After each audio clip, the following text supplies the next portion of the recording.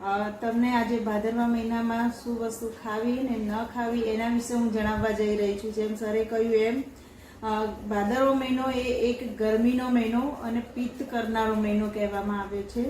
તો એ મહિનામાં આપણને પિત્ત બહુ પેદા થતું હોય છે. તો એ પિત્તના શમક માટે જે વસ્તુ ખાવામાં આવતી હોય એના વિશે હું તમને માહિતી આપીશ.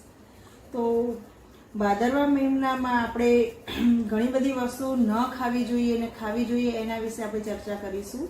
તો ખાવા માટે કઈ કઈ વસ્તુ ખાવી એના વિશે પહેલા કહીશું. સૌથી પહેલા તો આ મહિનામાં કંકોડા વધારે જોવા મળશે આપણને. અને કંકોડા એક ખેતરમાં વાડના વેલા ઉપર થતા હોય છે અને એ કંકોડા ખાવાથી આપણા શરીરમાં પિત્તનું નાશ થાય છે અને એ આપણા શરીર માટે બહુ જ સોના સમાન માનવામાં આવે છે. તો કંકોડા વિશે વાત કરીએ તો તમને કહીશ કે આયુર્વેદ એ ચરક સંહિતામાં ઉલ્લેખ કર્યો છે કે આ વસ્તુ હું પોતે નથી કહેતી, પણ ચરક ઋષિએ પોતે પોતાના ચરક સંહિતામાં લખેલું છે અને આયુર્વેદ પોતે પણ કહેવા માંગે છે કે કંકોડા ખાવાથી પિત્ત ક્યારેય થતું નથી અને એ કંકોડા આ મહિનામાં જ તમને જોવા મળશે. આખા વર્ષમાં કંકોડા તમને બહુ ઓછા જોવા મળશે, ચોમાસાની ઋતુમાં અને એમાં ખાસ કરીને ભાદરવા મહિનામાં જોવા મળશે. તો ખેડૂત મિત્રો, આ કંકોડા તમારે બને એટલો વધારે ઉપયોગ કરી અને ખાવા જોઈએ.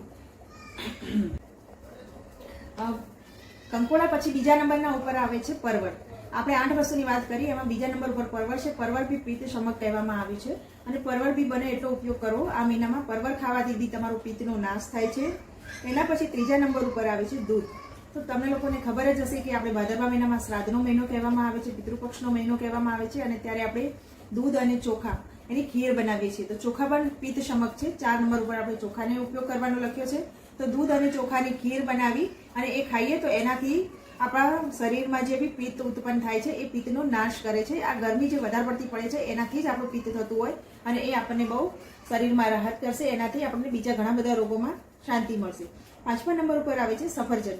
તો અત્યારે તમને ખબર હશે કે સફરજનની ઋતુ કહેવાય છે અને સફરજન ખાવાથી આપણા શરીરમાં ઘણા બધા આયુર્વેદમાં અને ડોક્ટર બી કહેતા હોય છે કે રોજનું એક સફરજન ખાઓ તો તમારા ઘરે ડોક્ટર ક્યારેય નહીં આવે.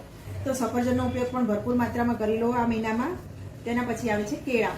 તો રોજનું એક કેળું. કેળું એક કેલ્શિયમ વર્ધક છે અને કેલ્શિયમ જેને ઉણપ હોય એ લોકોએ કેળા ખાવા જોઈએ, પણ વધારે નહીં તો એક કેળું તો રોજનું આપણે લોકોએ ખાવું જ જોઈએ. ત્યાર પછી 7 નંબર ઉપર આવે છે જીરું. જીરું એ આપણે દરેક રસોડામાં વાપરતા જ હોઈએ છીએ લોકો. તો જીરું એ આપણે શાકભાજી ગમે તે બનાવીએ છીએ, બટેકાનું શાક બનાવીએ કે કોઈ બી શાક દાળમાં આપણે જીરુંનો ઉપયોગ કરતો હોય, પણ આ મહિનામાં જીરુંને આપણે થોડું વધારે ઉપયોગ કરવાનો છે. તેના પછી છે સૂકા ધાણા. સૂકા ધાણા આપણે એકલા વાપરવામાં કદાચ ન ફાવે તો ધાણા અને જીરું બંને મિક્સ કરી અને ધાણા જીરુંનો ઉપયોગ કરી શકીએ છીએ. સલાડ બનાવીએ છીએ આપણે, ગમે તે ગોવાનું શાક હોય છે કે બીજા ઘણા બધા શાકભાજીમાં આપણે થોડો વધારે ઉપયોગ કરીએ છીએ. તો ધાણા અને જીરું બંને એવી રીતે સાથે ઉપયોગમાં લઈ શકીએ. આ બધી જ વસ્તુ પિત્તનાશક હોવાથી એને થોડી આ મહિનામાં વધારે માત્રામાં ખાવી જોઈએ.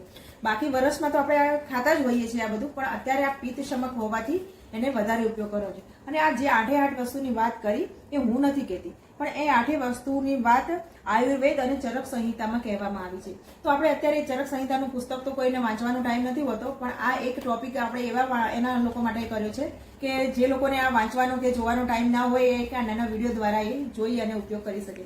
ચલો આવજો ખેડૂત મિત્રો. મારો વિડીયો ને ટોપિક સારો લાગે તો લાઈક શેર જરૂર કરજો. Thank you.